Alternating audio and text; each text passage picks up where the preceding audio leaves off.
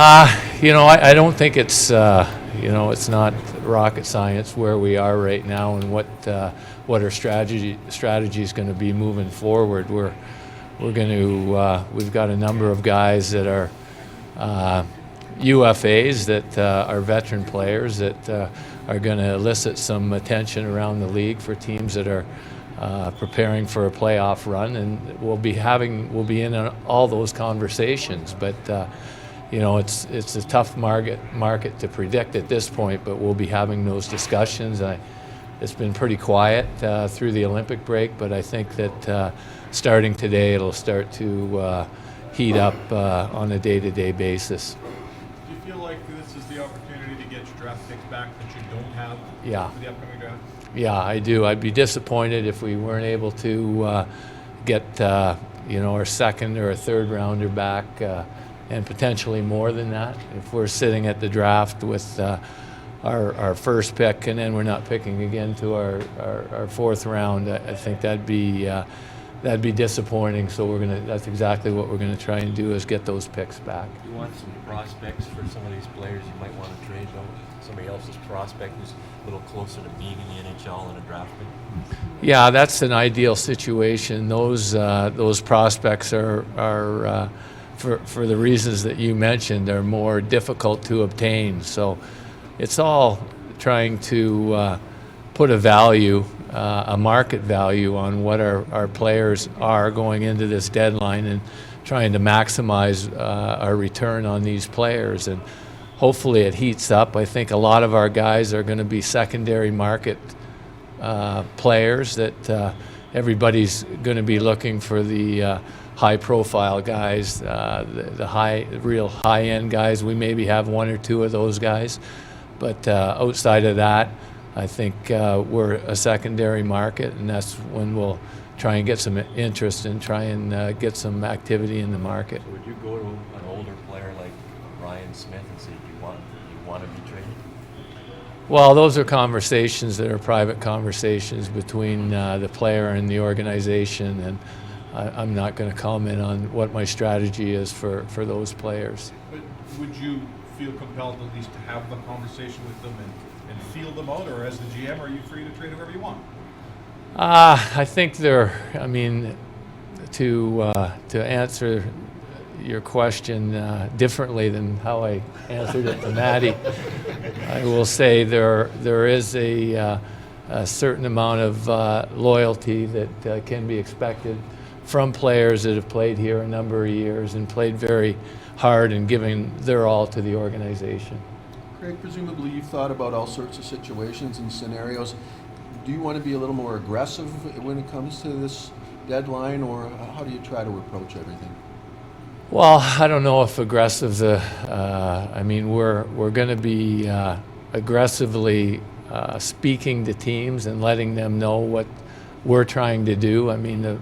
These conversations generally go the same way with the managers that I speak with. Trying to determine what they're trying to do, what they're motivated to do, and what we're trying to do, and see if there's a fit. And then you try and boil it down and talk about some assets, and maybe there's a potential fit, and maybe there isn't. But I think that we're going to be aggressively making those calls to let people know what our intention is. How many untouchable players do you have on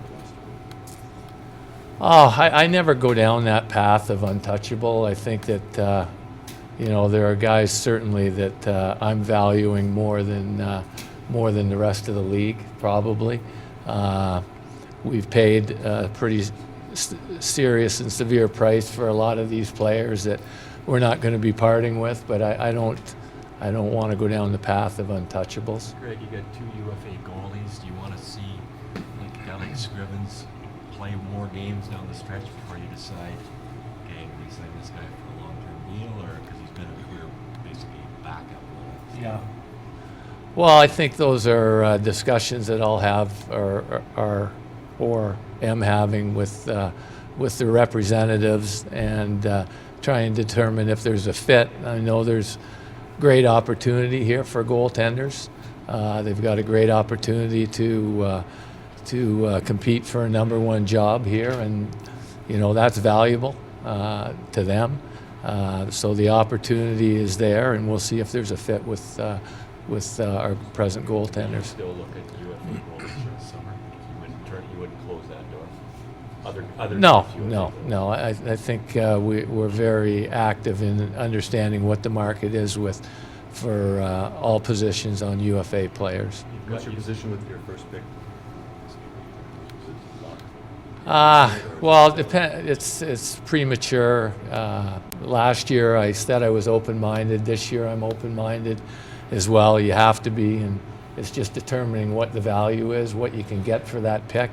We'll be listening to every proposal that we can, but at the end of the day, last year I didn't have anything that was even remotely close to what I thought was value for that pick. Craig, you've signed your other young players to long.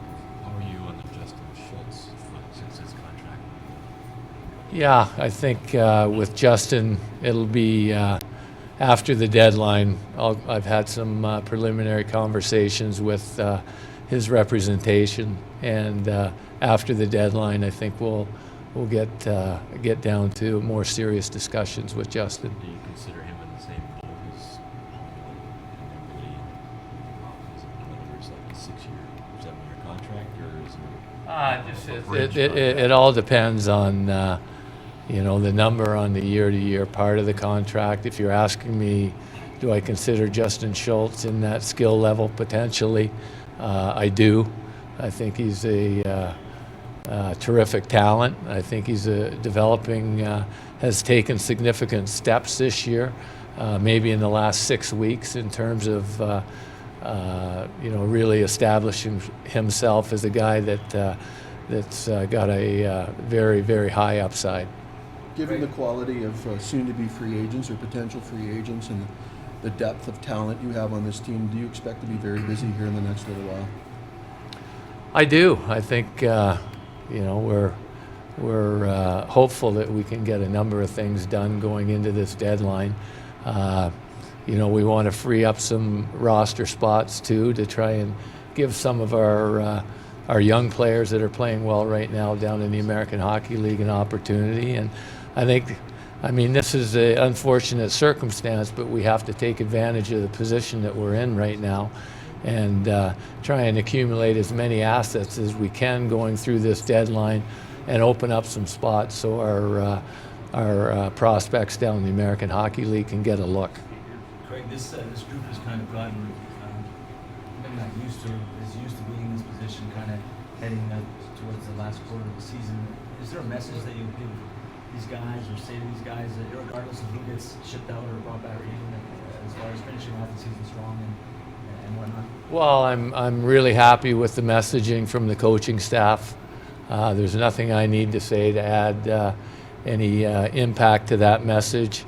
I will say that as unfortunate as the circumstance is that we find ourselves in, I'm optimistic about what I'm seeing and where the culture of the organization is right now, the direction of the organization, the response from the players.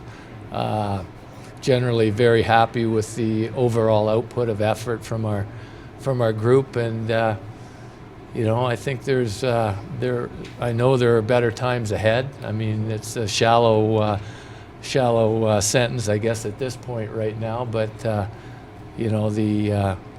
line from the bottom to the top is seldom a straight line, and we've taken some hits this year, but pretty happy with where we are right now. In the last 3 or 4 weeks, there's been some good structural improvements. I think there's been some good individual growth. We've added some competitive players, and I think we said and set out to do that at the start of the year, and it's not something that turns over quickly, but I think when I analyze where we are now from where we were at the start of the year, I see some decent signs. What did you see from Scrivens? Did you see it when you traded for him? Like, there's a lot of goalies that have been backups, and then suddenly the wheel turns and then they become starters. I mean, is that what you're kind of gambling on? Those guys are. Well, I think you try and give yourself swings at the plate, and You know, when you analyze where he is and what his age is and what his skill level is and what his level of opportunity has been, it's a reasonable assumption that he's going to be able to improve. And you give yourself a chance with not a lot of downside, to bring a guy like Ben in and give him an opportunity that he otherwise wouldn't have in LA, and see what he does with it. And he's done he's done an incredibly good job with that opportunity in the 6 games that he's played here. Could he be a 60-game starter one day? Well, there's nothing in the sample size that I've seen right now that would stop us from giving him that opportunity. I mean, you know yourself, it's a big step for a goaltender to go from a number 2 to a number 1.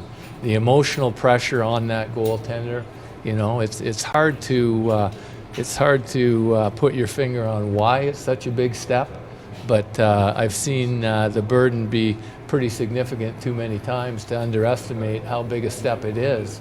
And you know, he's done everything and overcome all these obstacles to lead himself to the opportunity to do that. And then, having said that, sorry, Matty, do you need to use this last 22 games to get a read on that? Do you need to give him significant starts here? Well, the sample size will be growing over the next little while, but I've been, impressed with our level of goaltending, both from Ben and from Ilya. The last number of starts, both goalies have given us really the best goaltending that we've had since Roley was here, and gives ourselves a chance to win each and every night. I think there's a good synergy amongst those two in the way that they're playing off one another.